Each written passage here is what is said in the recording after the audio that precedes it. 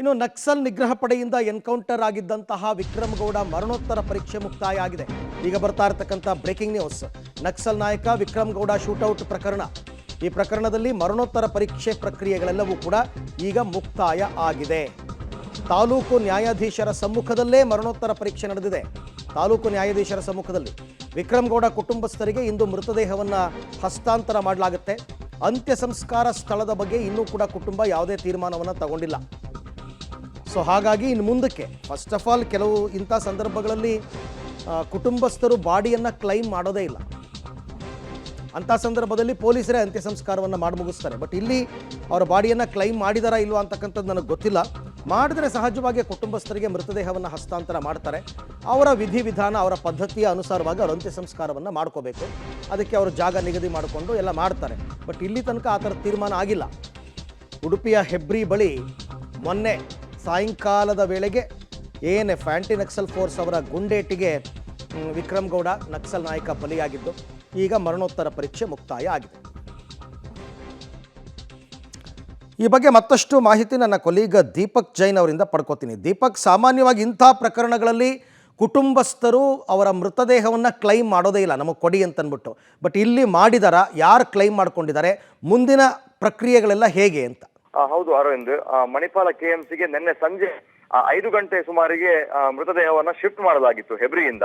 ಆನಂತರ ಮಹಾಜರು ಪ್ರಕ್ರಿಯೆಗೆ ಸಂಬಂಧಪಟ್ಟಂತಹ ಎಲ್ಲಾ ಡೀಟೇಲ್ಗಳನ್ನು ಮುಗಿಸಿದ ನಂತರ ತಾಲೂಕು ನ್ಯಾಯಾಧೀಶರು ಮತ್ತು ಉಡುಪಿ ಜಿಲ್ಲಾ ನ್ಯಾಯಾಧೀಶರು, 2 ನ್ಯಾಯಾಧೀಶರು ಇನ್ಕ್ವೆಸ್ಟ್ ಅನ್ನ ಮಾಡಿದ್ದಾರೆ. ನಂತರ ತಹಶೀಲ್ದಾರ್ ಬಂದು ಹಿರಿಯ ಅಧಿಕಾರಿಗಳ ಸಮ್ಮುಖದಲ್ಲಿ ಮೃತದೇಹದ ಪರಿಶೀಲನೆಯನ್ನ ಕುಟುಂಬಸ್ಥರು ಮಾಡಿದ್ದಾರೆ. ಆನಂತರ ಕಳೆದ ರಾತ್ರಿ ಪೋಸ್ಟ್ ಮಾರ್ಟಮ್ ಮಾಡಿರ್ಲಿಲ್ಲ, ಇಂದು ಬೆಳಗಿನ ಜಾವ ಪೋಸ್ಟ್ ಮಾರ್ಟಮ್ ಅನ್ನ ಮುಗಿಸಿದ್ದಾರೆ. ಇನ್ನಷ್ಟೇ ಕುಟುಂಬಸ್ಥರಿಗೆ ಮೃತದೇಹವನ್ನ ಹಸ್ತಾಂತರ ಮಾಡಬೇಕು. ಆರಂಭದಲ್ಲಿ ಮೃತದೇಹವನ್ನ ಯಾರು ಕುಟುಂಬಸ್ಥರು ತೆಗೆದುಕೊಳ್ಳುವುದು ಅನ್ನುವಂಥದ್ದು ಬಹಳಷ್ಟು ಚರ್ಚೆಯಲ್ಲಿತ್ತು. ನಿನ್ನೆ ಕೂಡ ಘಟನೆ ನಡೆದ ಸ್ಥಳಕ್ಕೂ ಕೂಡ ಯಾರೇ ಕುಟುಂಬಸ್ಥರು ಬಂದಿಲ್ಲ. ಒಂದು ವಿಕ್ರಮ್ ಗೌಡನ ಸಹೋದರಿ ಸುಗುಣ ಇದ್ದಾರೆ, ಮತ್ತೊಬ್ಬ ಆತ ಕೂಲಿ ಕೆಲಸವನ್ನು ಮಾಡ್ತಿದ್ದಂಥದ್ದು. ನೆಟ್ವರ್ಕ್ ಇಲ್ಲದಂತಹ ಪ್ರದೇಶದಲ್ಲಿ ಇದ್ದದ್ರಿಂದ ಆತನ ಸಂಪರ್ಕವೇ ನಿನ್ನೆ ಸಂಜೆಯವರೆಗೆ ಸಾಧ್ಯ ಆಗಿರಲಿಲ್ಲ.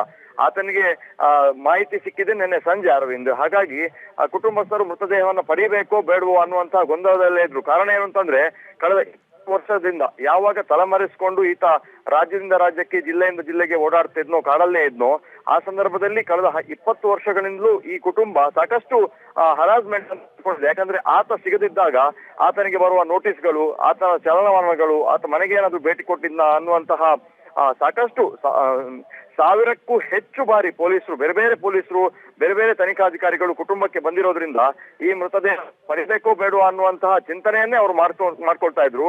ಆದ್ರೆ ಇವತ್ತು ಸಿಕ್ಕ ಮಾಹಿತಿ ಪ್ರಕಾರ ಕುಟುಂಬಸ್ಥರು ಒಂದು ಹೆಬ್ರಿಯ ಸ್ಮಶಾನದಲ್ಲಿ ಅಥವಾ ಉಡುಪಿ ಒಂದು ಪ್ರೊಸೀಜರ್ ಅನ್ನ ಮುಗಿಸುವಂತಹ ಸಾಧ್ಯತೆ ಇದೆ. ಇನ್ನೊಂದು ಗಂಟೆಯಲ್ಲಿ ಕುಟುಂಬಸ್ಥರು ಮಣಿಪಾಲ ಕೆಎಂಸಿಗೆ ಬರ್ತಾರೆ. ಆನಂತರ ಮೃತದೇಹವನ್ನ ಪಡೆದು ಎಲ್ಲಿ ಅಂತ್ಯ ಸಂಸ್ಕರಿಸಬೇಕು ಅನ್ನುವಂತ ಒಂದು ಡಿಸೈಡ್ ಅನ್ನ ಮಾಡ್ಲಿಕ್ಕಿದ್ದಾರೆ ಅರವಿಂದ್. ರೈಟ್, ಥ್ಯಾಂಕ್ ಯು ತಮ್ಮೆಲ್ಲ ಮಾಹಿತಿಗೆ ದೀಪಕ್. ಒಟ್ಟಾರೆ ಈಗ ಸದ್ಯಕ್ಕಂತೂ ಅವರ ಕುಟುಂಬಸ್ಥರು ಬಾಡಿಯನ್ನು ಪಡ್ಕೊಳ್ಳೋ ತೀರ್ಮಾನಕ್ಕೆ ಬಂದಿದ್ದಾರೆ. ಏನೇ ಆದರೂ ಕೂಡ ರಕ್ತ ಹಂಚಿಕೊಂಡು ಹುಟ್ಟಿದಂಥವ್ರು, ಆಮೇಲೆ ಅದೊಂದು ಸಾಮಾಜಿಕ ನ್ಯಾಯ ಕೂಡ ಹೌದಲ್ಲ, ಕುಟುಂಬಸ್ಥರು ಬಂದು ಅಂತ್ಯ ಸಂಸ್ಕಾರವನ್ನು ಮಾಡ್ತಕ್ಕಂಥದ್ದು. ಹಾಗಾಗಿ ಅವರು ಬಾಡಿಯನ್ನು ಪಡ್ಕೊಳ್ಳೋದಕ್ಕೆ ಈಗ ಸಿದ್ಧವಾಗಿದ್ದಾರೆ. ಇನ್ನೊಂದು ಗಂಟೆನಲ್ಲಿ ನಡೆಯುತ್ತೆ. ಇನ್ನೊಂದು ಗಂಟೆನಲ್ಲಿ ಮೃತದೇಹವನ್ನು ಹಸ್ತಾಂತರ ಮಾಡುವ ಪ್ರಕ್ರಿಯೆ ಕೂಡ ಈಗ ನಡೆಯುತ್ತೆ.